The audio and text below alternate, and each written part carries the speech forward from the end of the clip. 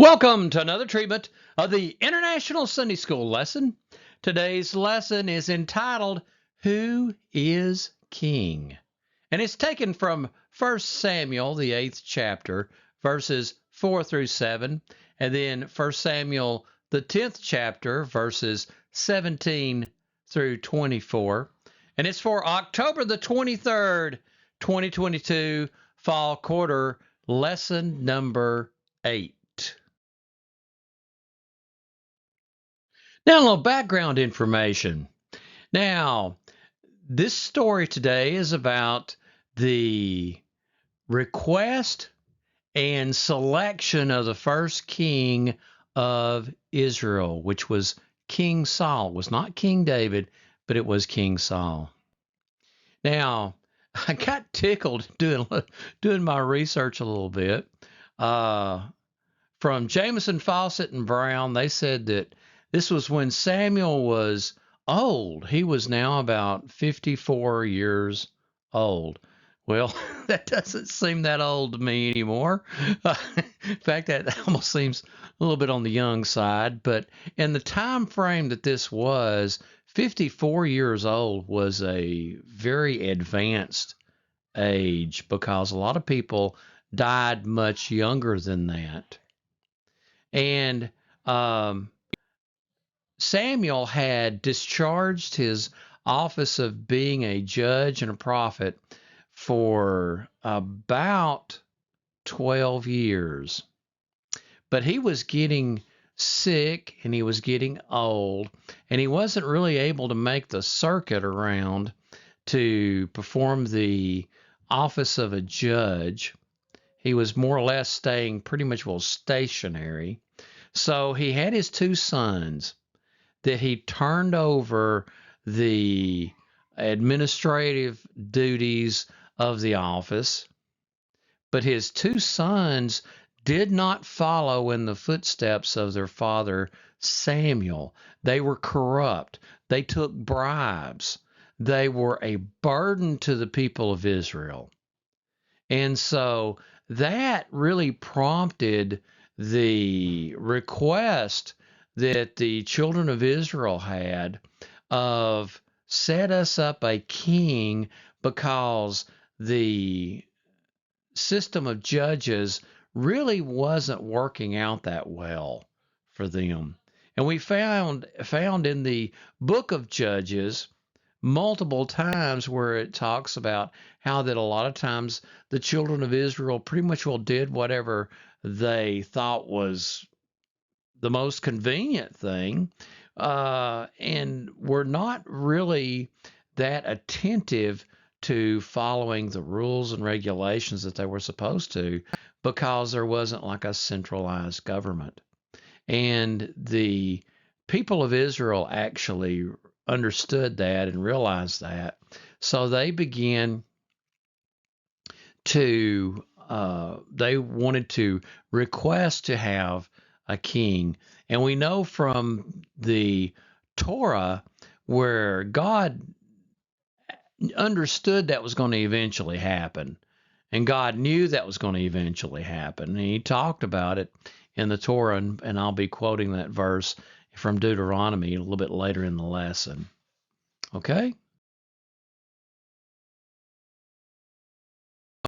Now, 1 Samuel 8, 4 and 5.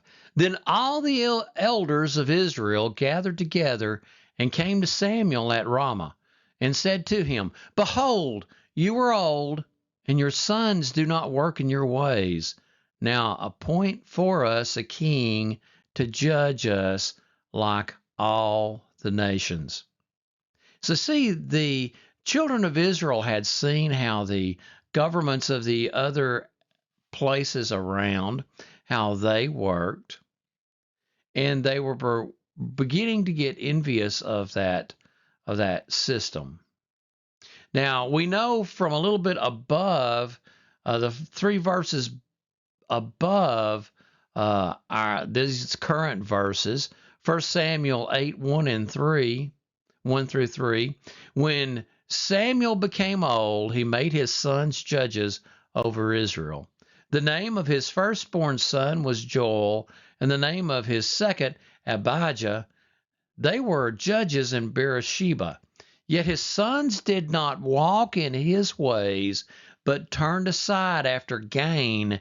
They took bribes and perverted justice. So we see here that one of the things that's going on is that the failure of Samuel's sons was more than the children of Israel could withstand. And so we see how that really was one of the big prompting things for them requesting to have a king over them. Okay? Now, 1 Samuel 8 and 6. But the thing displeased Samuel when they said, "Give us a king to judge us."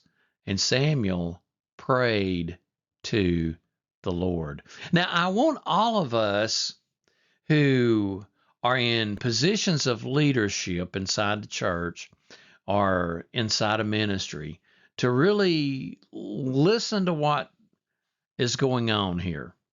Now, Samuel was offended that this was being said, but rather than react out of that offensive, his anger and his frustration, Samuel turned and prayed about it. How many times in our lives, how many times in my life, things would have went a lot better if I had just taken the time to stop, not really say anything, go off somewhere, pray to the Lord, and get an answer before I responded. There are so many times that we will say things and that we will do things, and it'll be the wrong thing because we were talking when we should have been praying. There are all kinds of situations that happen in churches, in ministries, at work, in our families, where things will crop up. And our initial reaction is to run that mouth, but our wise reaction would be to go off somewhere, talk to the Lord, get an answer, get settled what we need to be doing according to the will of God, and then do what God would have us do. Philippians 4 and 6. Do not be anxious about anything, but in everything by prayer and supplication with thanksgiving, let your request be made known to God. We need to have a prayerful heart. We need to seek the face of the Lord when situations come up. When somebody says at church that we don't know anything about what color of carpet to get and that we're just stupid, rather than to react, we need to go off somewhere and pray and say, okay, well, Lord, what do I need to say and how do I need to act in this situation? And then get an answer from God and do what he says to do.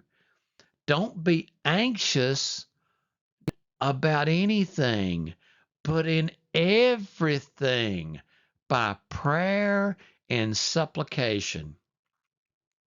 Now, naturally, Samuel was upset.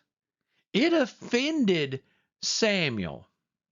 You let somebody come and tell you something about your kids, and the natural reaction is to take offense to it. The natural reaction is to take offense to it. So Samuel was giving the natural fatherly reaction. What do you mean my kids ain't good enough to be judges over you? That was his natural reaction. And we can be in the same boat. What do you mean my kids ain't good enough to be youth pastor? What do you mean my kids ain't good enough to be the song leader? What do you mean my kids ain't good enough to be the Sunday school teacher in that class? Who are you to say that about my kids? I've raised my kids. I've known them since they were born. Those are my kids. If you reject them, you've rejected me. And that's some of the times the reaction that we have. And it may very well be that the person is right, that your child is not the best fit for that, that it's even a burden to your child. You got to get the command from the Lord, the leadership of the Lord Jesus in all things. Okay? Pray without ceasing.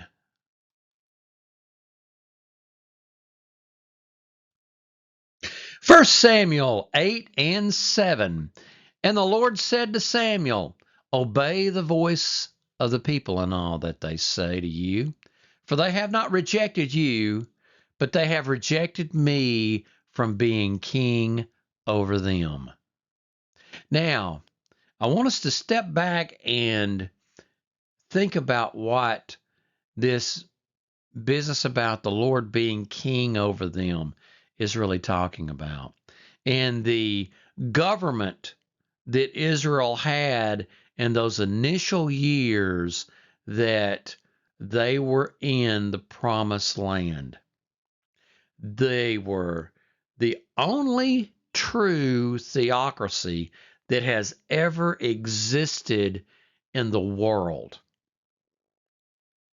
The children of Israel, they did not have a centralized government. They would occasionally need a judge to come up and help straighten them out where they would backslide. And they repeatedly backslid during the period of the judges during that theocracy. And that was, like I said, the only true theocracy that has ever existed on the face of this planet was during the period of judges in the promised land.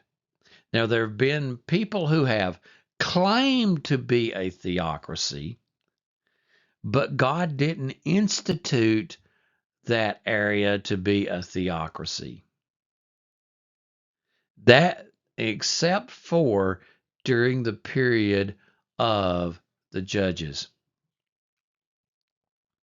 where the people were supposed to follow the commands of God and they were to live righteous and holy lives, and the government was basically handled by the priest.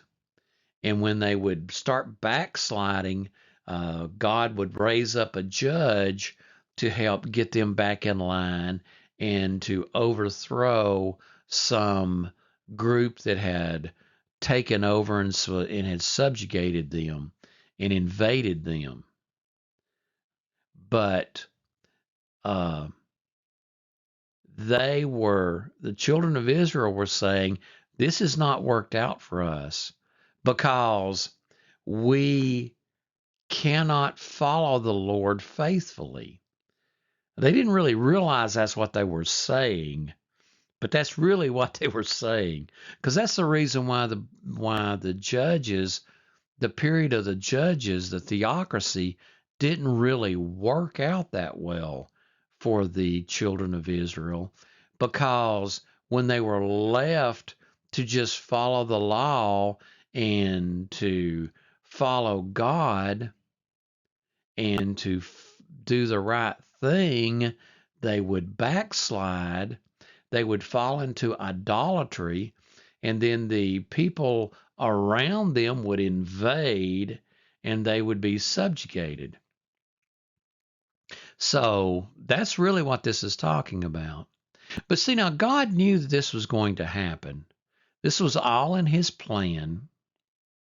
We know from Deuteronomy 17:14 through 17 in the Torah, it says, when you come to the land that the Lord your God is giving you, and you possess it and dwell in it, and then say, I will set a king over me like the nations that are around me, you may indeed set a king over you, whom the Lord your God will choose.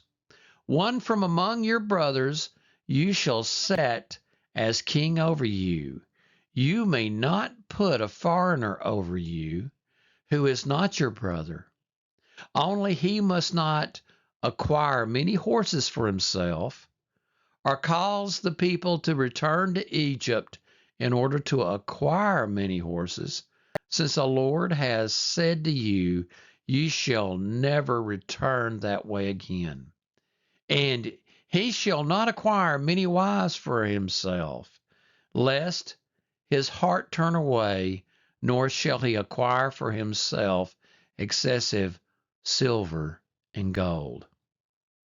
Now, we know from the history, later history after the book of Samuel, how that was the main failings of the kings of Israel, is they did not live by the commands the Lord gave in the Torah. They began to take a lot of strange wives, and those wives led them off into idolatry.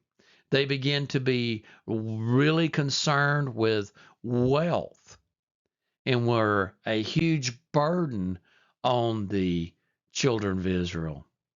You remember how that Solomon's son said, well, you thought that my daddy's taxes on you was heavy?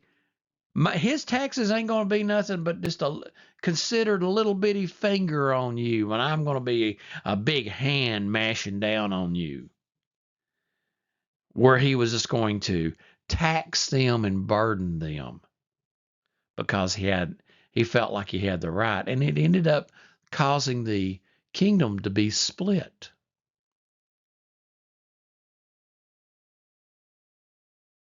Now, 1 Samuel 10:17 and 18. Now Samuel called the people together to the Lord at Mizpah, and he said to the people of Israel, thus says the Lord, the God of Israel, I brought up Israel out of Egypt, and I delivered you from the hand of the Egyptians and from the hand of all the kingdoms that were oppressing you. And here we are at a very decisive point in the history of Israel. And Samuel is reminding the children of Israel where all they had been and what they had been brought from and how that God cared for them.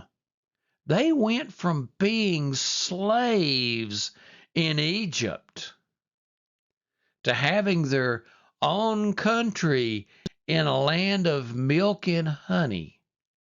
And they had grown to this point. And God had looked out after them. And every time they needed help, God would raise up a judge to lead them out of bondage where this group or that group would invade and take over. And God had dealt with them and had loved them. And they were being reminded by Samuel how that God had looked out over them.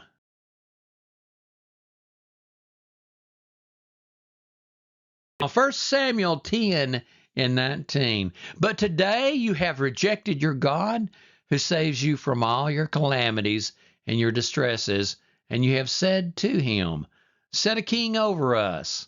Now, therefore, present yourself before the Lord by your tribes and by your thousands. So they're going to go through this period, this process of casting lots. But I want us to really stop in let me just remind you of something a little bit earlier in the book of Samuel, how that Samuel, under the direction and leading of the Lord God Almighty, Samuel had already went out and anointed Saul as king of Israel. This is before this lot casting ever was done. So, what's going on here? I tell you what's going on. God had already told Samuel who the king of Israel the first king of Israel was going to be.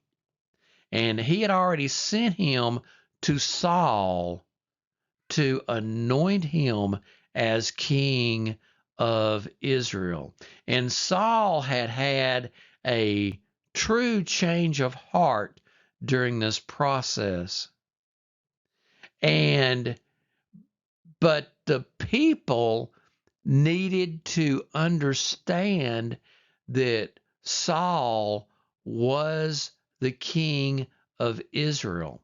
So this process of casting lots and with the people being involved in it was for their benefit, so they would accept Saul as king of Israel. Now, I tell you, this whole story of Saul is extremely complex. Saul was a very complicated person. You can see where he actually really did have an encounter with God, where his heart was truly changed. And he had a humble heart to start with, but he had later on had significant failings where he let pride come in. But he did start off right. Okay? 1 Samuel 10, 20 and 21. Then Samuel brought all the tribes of Israel near, and the tribe of Benjamin was taken by lot. He brought the tribe of Benjamin near by its clans, and the clan of the Matrites was taken by lot. And Saul, the son of Kish, was taken by lot. But when they sought him, he could not be found. And now, again, I want you to remind you that Samuel had already anointed Saul as king. And so Saul, in his embarrassment, in his meekness, had hid himself out. So they inquired again of the Lord, is there a man still to come? And the Lord said, behold, he has hidden himself among the baggage.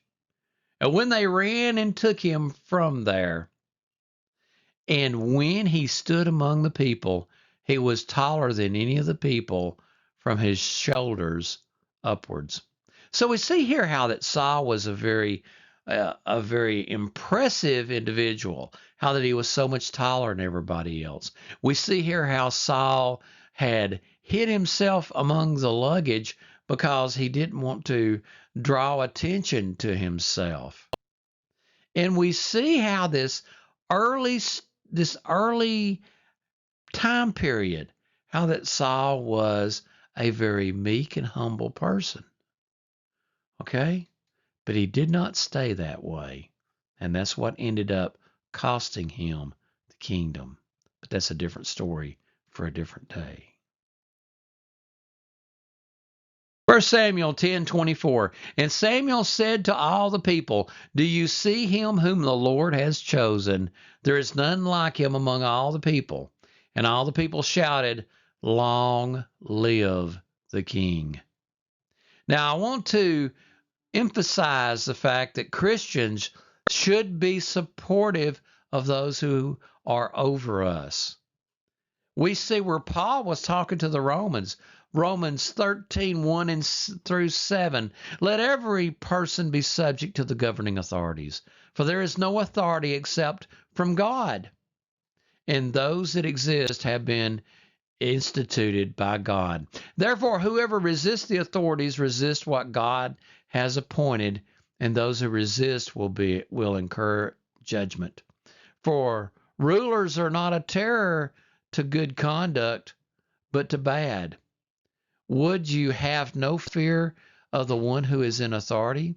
Then do what is good, and you will receive his approval. For he is God's servant for your good. But if you do wrong, be afraid, for he does not bear the sword in vain. For he is the servant of God, an avenger who comes out God's wrath on the wrongdoer. Therefore, one must be in subjection, not only to avoid God's wrath, but also for the sake of conscience. For because of this, you also pay taxes, for the authorities are ministers of God, attending to this very way. Pay to all what is owed to them, taxes to whom taxes is owed, revenue to whom revenue is owed, respect to whom respect is owed, honor to whom honor is owed. Now, I want to remind all of us that Paul was talking about the people who would eventually execute him for preaching the gospel. And the only time that we are allowed to be disobedient is over the matter. If they tell us not to preach, we're going to preach anyway. But other than that, we're supposed to be law-abiding, respectful citizens. Now, concluding thoughts, folks, do your duty, be respectful, listen to God, and be calm. Well, friends, good Lord willing, I'll be back with you next weekend.